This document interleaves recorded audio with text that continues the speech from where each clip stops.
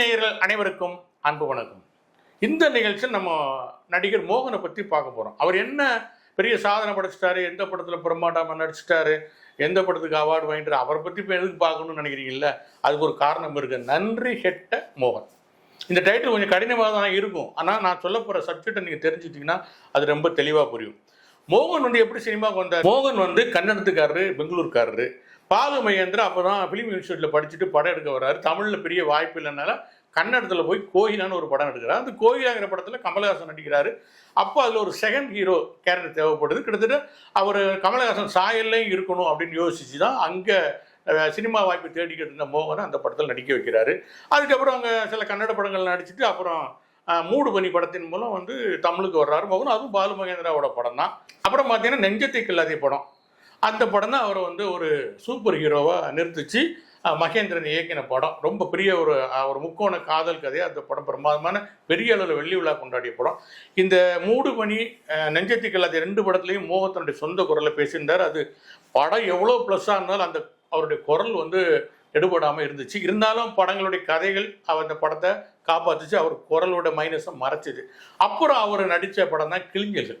இந்த கிளிஞ்சல்கள் படத்தை துறை இயக்குனார். அப்போ அவர் என்ன பண்ணுறாருன்னா, சரி மோகனுக்கு குரல் சரியாக இல்லை, ஸோ அதுக்கு அவனுக்கு டப்பிங் குரல் கொடுப்போம் அப்படின்றது எஸ்.என். சுரேந்தர். அப்போ எஸ்.என். சுரேந்தர் பாடகராக படங்களை பாடிக்கிட்டு இருக்காரு. அப்பப்போ சில படங்களை நடிச்சுக்கிட்டு இருக்காரு.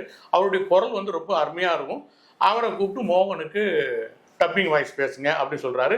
1981 மோகனுக்காக எஸ்.என். சுரேந்தர் கிளிஞ்சல்கள் படத்தில் குரல் கொடுத்தார். அதிலிருந்து 1987 வரைக்கும் கிட்டத்தட்ட 75 படங்களுக்கு மோகனுக்கு எஸ்.என். சுரேந்தர் தான் குரல் கொடுத்தாரு. அன்னைக்கு பெண்கள் ரொம்ப ரசிகைகளாக இருந்தாங்க மோகனுக்கு. பெண் ரசிகர்கள் ரொம்ப அதிகமான காரணம் என்னன்னா, அவருடைய அந்த இனிமையான கவித்துவமான ஒரு குரல் வரும், கொஞ்சம் கமலஹாசன் மாதிரியான முகத்தோற்றம், அவருக்கு அமைந்த கதைகள். அதிர்ஷ்டத்தில் ஜெயிச்சான்னு சொல்லுறேன். யோகம் அதிர்ஷ்டம் அடிச்சு அது மோகனுக்கு தான். அவர் பெரிய நடிகனும் கிடையாது, திறமையான நடிப்பு எந்த படத்துல வெளிப்படுத்துன்னு கிடையாது. ஆனால் அவருக்கு அமைந்த கதைகள், இளையராஜாவோட பாடல்கள், அன்னைக்கு இருந்த 80s கிட்ஸோட மைண்ட் செட், இது எல்லாம் சேர்ந்து மோகனை ஒரு வெள்ளி விழா நாயகனா நிறுத்திச்சு. நிறைய வெள்ளி விழா படங்கள் கொடுத்த இளம் நடிகர்கள், அன்றைக்கு இருந்த இளம் நடிகர்கள் மோகன் வரும், அதில் எந்த சந்தேகமும் இல்லை. இப்போ நம்ம என்ன சப்ஜெக்ட்டுக்கு வரணும்னா, 81லேருந்து 87 வரைக்கும் கிட்டத்தட்ட 75 படங்களுக்கு மோகனுக்கு குரல் கொடுத்தவர் எஸ்.என். சுரேந்தர். மோகனுக்கு ஒரு தனி குரல் கிடையாது. மோகன்கிட்ட தனிப்பட்ட முறையில் பேசி பழகுனவர்களுக்கு தெரியும் அவருடைய குரல் எப்படிப்பட்டதாக இருக்கும் அப்படிங்கிறது. ரொம்ப நேரங்களாக அவருக்கு பேச முடியாது, அந்த அளவுக்கு அவருடைய குரல் இருக்கும். ஸோ அந்த குரலுக்கு இனிமை சேர்த்தவர், மோகனை வளர்த்து விட்டது எஸ்.என். சுரேந்தரோட குரல்.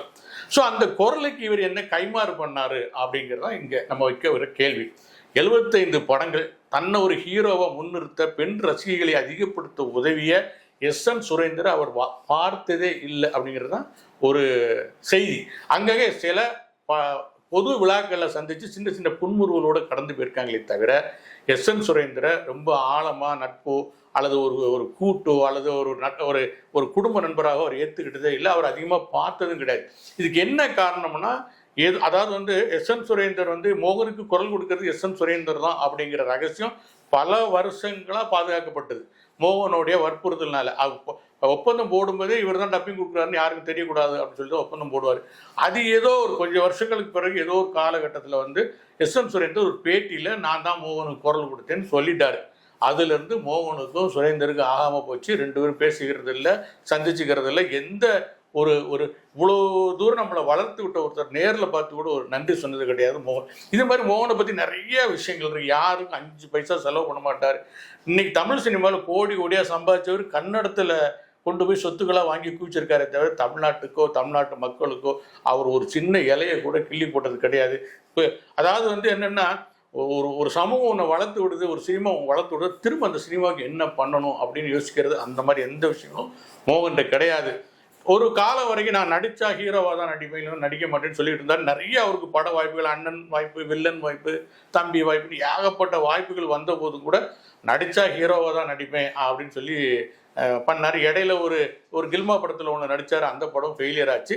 சரி, அப்புறம் விஜய் படத்தில் வாய்ப்பு வரும்போது தன்னுடைய பழைய எல்லாத்தையும் தூக்கி போட்டு வில்லனாக நடிக்க ஆரம்பித்தார். போட் படத்தில் விஜய்க்கு வில்லனாக நடித்தார். அதுக்கு முன்னாடி ஹராங்கிற ஒரு படத்தில் வந்து ஹீரோவை நடித்தார். அந்த படம் என்ன மாதிரி இருந்துன்னு பார்த்தவங்களுக்கு தான் தெரியும்.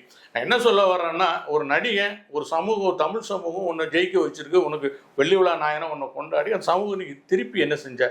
சரி பரவாயில்ல, திருப்பி சமூகத்துக்கு திருப்பி செய்ய வேண்டாம். உனக்கு குரல் கொடுத்த 75 படங்களுக்கு குரல் கொடுத்த எஸ்.எம். சுரேந்தருக்கு நீ என்ன பண்ண? குறைஞ்சபட்சம் ஒரு நன்றி, ஒரு மாலை, ஒரு பொன்னாடை, எதுவுமே கிடையாது. இப்படி சினிமாவில் நிறைய நன்றி கெட்ட மனிதர்கள் நிறைய இருக்கிறாங்க. அதில் முக்கியமானவங்க, பிரபலமானவர்கள் ஒருத்தர் தான் மோகன். நடிகர்களே, உண்மை பேசுவோம், அதை உறக்க பேசுவோம். இந்த நிகழ்ச்சி உங்களுக்கு பிடிச்சிருந்தா லைக் பண்ணுங்க, ஷேர் பண்ணுங்க, சப்ஸ்கிரைப் பண்ணுங்க. நன்றி, வணக்கம்.